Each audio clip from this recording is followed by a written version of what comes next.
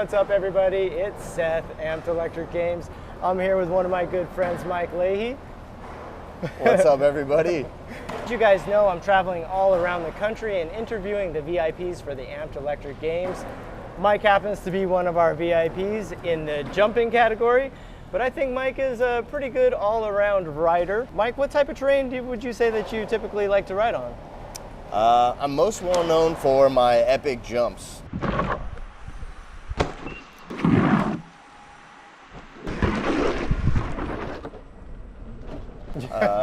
I like to ride bike parks a lot, skate parks also, anywhere where I can get my wheel off the ground for a bit.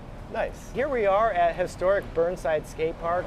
This is a well-known skate park among the skateboarders here in Portland. And we actually just caught some film of Mike doing some jumps. Do you find that the skaters usually accept you pretty well when you bring your wheel out? So the trick to a successful time at the skate park, especially one like Burnside, is to drop in and do something crazy right away.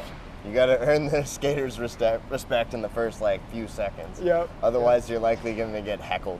Yeah. Nice. So yeah, this is an awesome park. There's a lot of possibilities here. But I wouldn't recommend just anybody bring their wheel here and start putting around. Yo, slippery! Do you have a background in other board sports that kind of prepared you? I grew up skateboarding, mostly skate park, stuff like this, and a little bit of street. Then I switched to downhill skateboarding, longboarding down all the hills of Seattle. Also snowboarding a bit. I caught a bit of air snowboarding, wound up breaking my back when I was 15. Then I went to e-skating and then one-wheeling, but I didn't really get off the ground in those.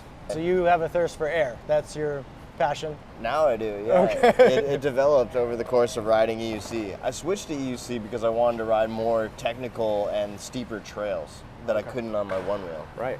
And then I just found out that these have the power and the ability to catch huge air. Let's say that you could put your favorite park on a deserted island, and that's the only park that you could ride. What park would you populate your island with? I'd probably have to go with my local favorite, Duthie Hill. Nice. The mountain bike park. Just because there's lines that I still haven't completed in there, that I have a lot of progression still to work up to in there. Yeah. But a close second would definitely be Bentonville, where the games are going to be, just because of the sheer size of the network of trails and jumps that are everywhere through there. That would never get old. I think Bentonville is probably my favorite place. I mean, you've got the Slaughter Pen trails, you've got Kohler Mountain, you've got the rail yard over in Rogers. I mean, there's just endless places to ride in. Endless trails to ride. I'm really looking forward to just getting together with everybody. You're thinking about jumping a bus at the Amped Electric Games. You heard it here first. I'm gonna jump a bus at the Amped Electric Games. We're still working out. Yeah, we're working out the logistics. That's actually the most quoted thing that people say they're looking forward to when I talk to the other VIPs. They go, Mike's thinking about jumping a bus. I'm really excited for that one. I'm also excited, I'm also terrified. It's an exciting thing to say, but then to actually think about it, it's quite terrifying. Right. So I noticed you've got your trusty RS19 down here. Is that what you're thinking about jumping over the bus with? Hopefully I'll have the S22 by then. I'm hoping a little bit of suspension will save my knee on such a large jump. You and Brian and I were up in Post Canyon. We were hitting 25-foot booters. What would you say is about the longest jump that you've ever hit? I think somewhere around 30 feet is probably the furthest I've traveled in the air. Okay, all right. So I got some feet to gain before I can jump a bus. That's awesome. All right, we'll let this bus, speaking of buses, we'll let this guy go back. Yeah, I think I could jump that. Yeah. You know, given the right ramp and the right landing. We'll switch it to a semi. Well, here's what I'm thinking is if we got one of those flat nose buses, we put the ramp right up to the front. Right up to the front. Right. Yeah. And then the back of it, we put the landing. Yeah. And then the whole top of it is basically just padded or plywood. And I know that you're going to have some amplitude to go over the whole thing. But the landing's going to be butted up to the back of the bus. Yeah. This is going to be So if I short it, I'll just land on top of the bus. On top of the bus, right. So it's like a giant tabletop. Basically, yeah. And With I a know how bus much in you it. love tabletop. Yeah. But it's gonna have like a sick moto ramp up to it. Yeah, I'm excited about it. Yeah, it is going to be exciting. And Definitely have to do some practice runs with some padding or something in the gap. Or something. Yeah, and also we're going to have.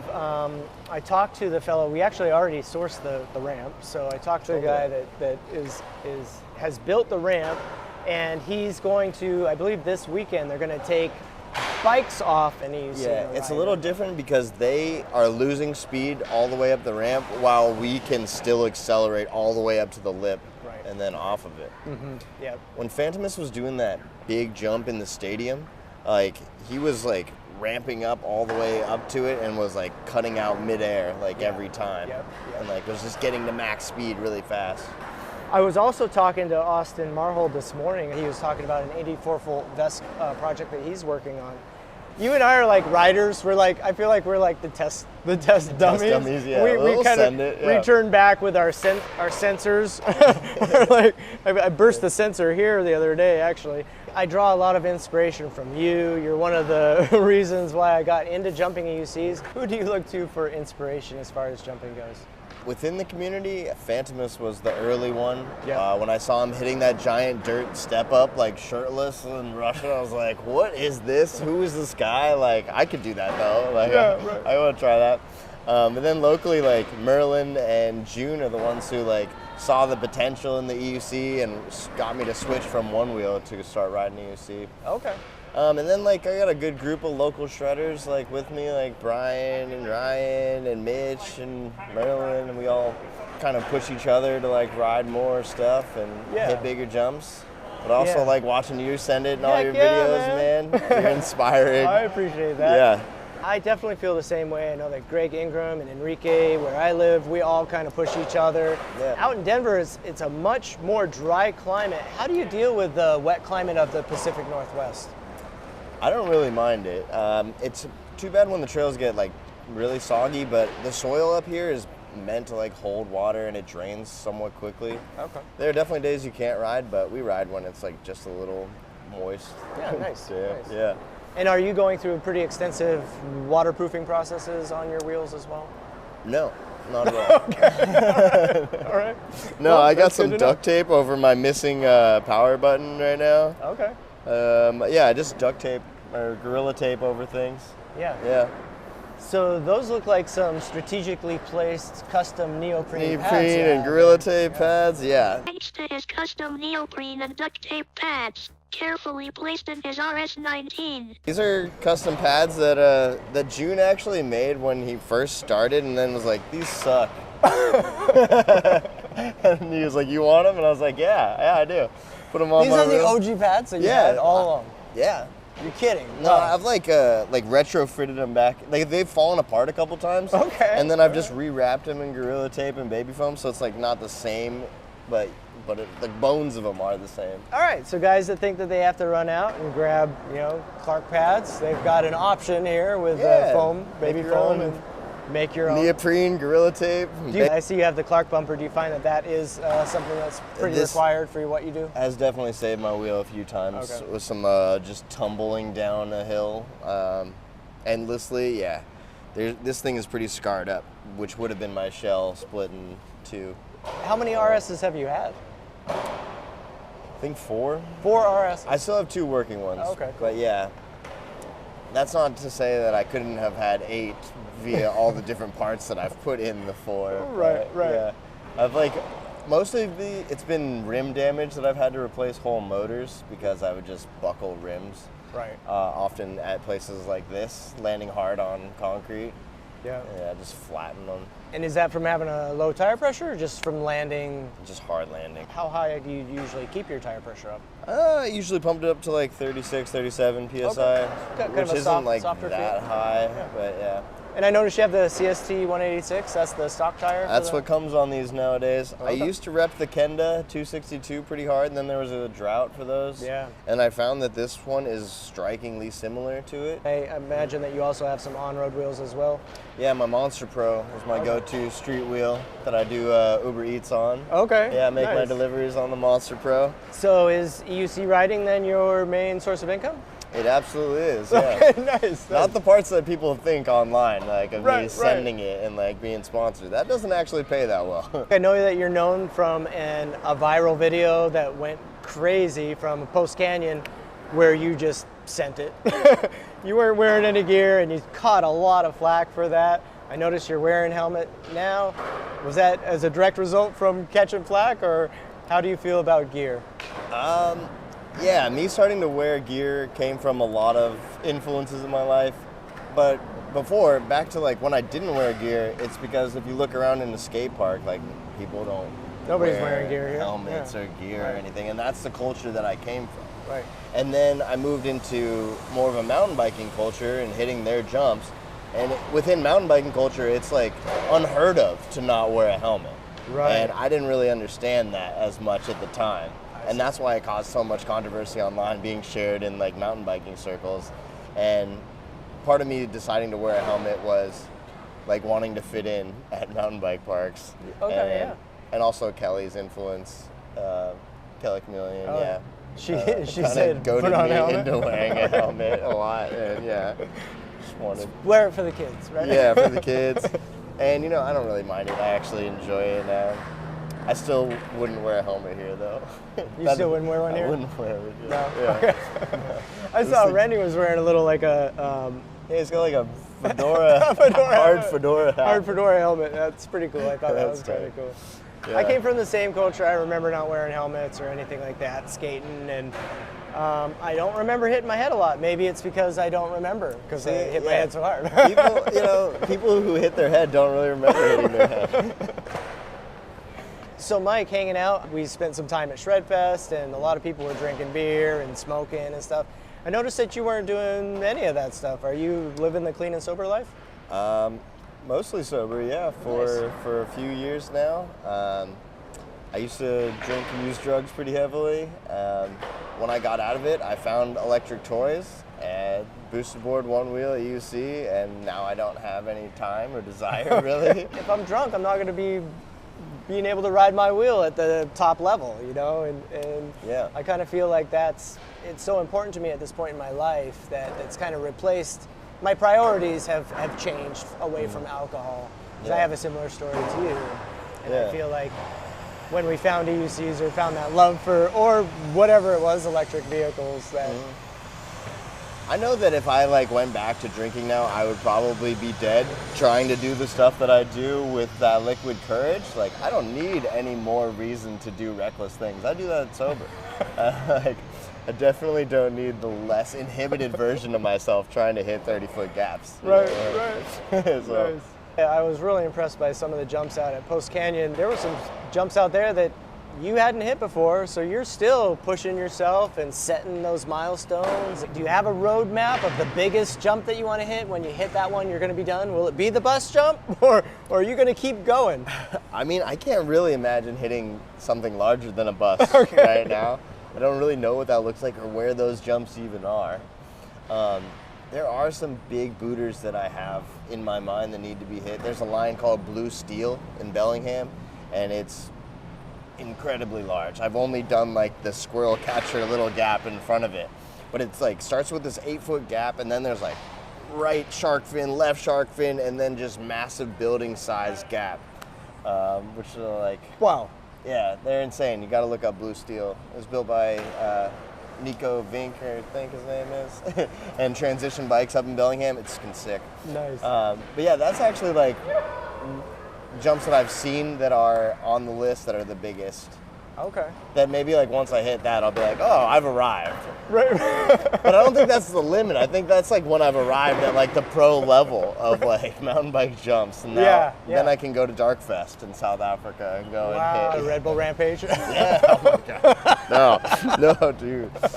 Actually, that would be pretty sick. That would be pretty sick. I know you and I are constantly sending each other Instagram posts from these just insane places where guys are sending it on top of mountaintops and things like that. And yeah, we could dream. We could dream. Yeah, but when you're standing up there, yeah, that's a whole mountain below you that you need to now Yeah. drop into. Yeah, it might be time to invest in a back protector when you start hitting those guys. I hit my back at Post Canyon, I swear. The first image in my head was like a 3D rendering of a back protector. And I was like, hey, you could have been wearing this right now. Like, Our new my spine. our new nickname for Post Canyon is Backbrook Mountain. Backbrook Mountain. Everybody. Hey, y'all want to go to slamming their Backbrook backs. Mountain? Yeah, we had some slams out there. That was fun though. It's a rainforest, so you're just completely enclosed in ferns and green plants, and it's just it's an otherworldly experience. Yeah. Especially- Pacific Northwest riding, man. It's green. It's crazy, yeah. I mean, we went from Phoenix to Las Vegas to San Jose, and that was all pretty, not green. All right, so we're heading out to Bentonville. I know that they've got Kohler Mountain, we mentioned before, Slaughter Pen, Bella Vista, Sugar Trails, Hunley Drop Zone. What would you say if you had to pick a favorite run or a favorite area in Bentonville? What would that be? The rail yard definitely comes to mind. It's just unlike any other place I've ever ridden, with the colorful ramps and the soil tack landings. Right. So nice and like cushy and grippy. It was like unreal experience riding that line. It's got great light coverage too, so you can see all the landings. It's awesome. really a lot of fun. All What right, else cool. do you like at Bentonville? I'm trying to think of other spots that I like at Bentonville that I'm Oh just not man, remembering you gotta, right now. you can't mention. Hammer Down. Did you get Hammer Down? Dude, that was nuts. That is a crazy, like... The whole cease and desist line. They redid that whole cease and desist line. Oh, you're talking... Oh, no, that's the Hammer. That's Oh, cease and that's desist. Drop Okay. the Hammer. You're talking about, Hammer Down, which is Hammer through that Down. like Yeah, valley. back and forth through the Oh, valley. with the big step up There's in a the end. big step up in Yeah, there. I didn't yeah. make that No, I didn't either. Because you have to rip around that berm so hard. I couldn't rip the berm fast enough to get Yeah. the speed. So, like, I'm going to have to hit that again. Gravity's pulling you down, so you're trying to climb that hill, and gravity's pulling. I mean, the bikes have to feel the same way, but they yeah, just have to get their front tire over. We have to get I our think rear a lot wheel. of people go around that step up at the Right, end when I right. was watching people. Yeah. But also, cease and desist. Cease and starting desist. up on that big wood It's all platform fresh. that's like, you going this way, Yes. you going that way, we're going. It's all fresh now. Like, Is it? oh man, they redone everything, and then they put in like a highway or a byway alongside of it, so that if you go up there with people that don't want to take the drop or whatever, they can actually ride along beside you. On the drop line? Yeah. What, They can what is it? ride Like along. a roller across the No, like a bridge? the drop line. So cease and desist comes like this, and then you go off the drop, and then it has like a bypass trail that goes around the whole drop. Oh, yeah, and then like that the valley. road underneath the drop. Right. Oh, okay.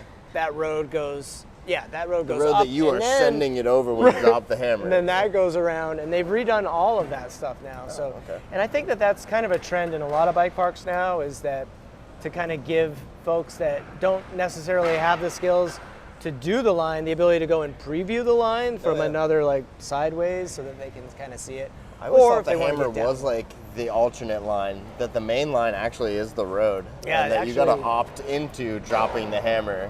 Right, Like, yeah. and They don't just send everybody up to the gangplank, like send it or die. Like it's the all only way new. down. It's all been redone. Last fall they were digging in a new everything over there. Ooh, you know what I'm looking forward to hitting again? The boneyard. Okay. So I did the boneyard drop last time, and that was definitely the sketchiest drop I've ever hit. Yeah. I've hit bigger drops, but not as blind and sketchy and rocky as that is.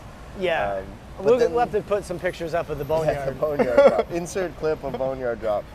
Not just that, but there's plastic skeletons and skulls Yeah. and like Pretty crossbones. foreboding. And there's signs that literally say like Abandon hope, all ye. Who but then there's like a jump line next to the boneyard, Yeah. which is just like crazy rocky Up, jumps, yep, yep. like 20-foot gaps that I just was out there by myself and was like, no one will hear me scream out here. So except for maybe Ed. Yeah, Ed just might come Ed. along 3 days later. Ed Dara, he's our local guide there. And Ed actually met Shout up out, with, shout out to Ed, he met up with Mike the first time Mike that went out. And then he chased me down at Float Life Fest. Yo, he was on his 16X. He's like, hey man, Mike was here. I showed him all the cool spots. I was like, you gotta show me. And I was like, I started picking them off, but then we got up to the top of the boneyard. And I said, yeah, not me, nope. Yeah, live to ride another day. It's been amazing to sit down and talk to you. Are there any sponsors or anybody you'd like to give a shout out to? Shout out to my team Flux Movement and Resides for supporting me on this EUC journey, sending it. Nice. I appreciate all their support and everyone online who likes and comments and keeps me motivated to send more stuff. My EUC bros back in Seattle and Seth here for keeping this alive. I'm really glad you're doing this, man. Yeah, this is man. awesome. I'm really psyched. Keep posting because you keep motivating guys like me. Will too. Got to stay on top of it. Make sure you come out to Amped Electric Games in Bentonville, September 1st through the 5th. I think you're thinking about doing a clinic even maybe, Yeah. put on a clinic. Come learn to jump with me. Learn to jump with Mike Leahy, that'll be Yeah, cool. I'll critique your form, get you to the next jump level. We're gonna interview Kelly Chameleon next, so if you guys have questions for Kelly Chameleon, make sure you put them down in the comments. See you guys soon. Peace out.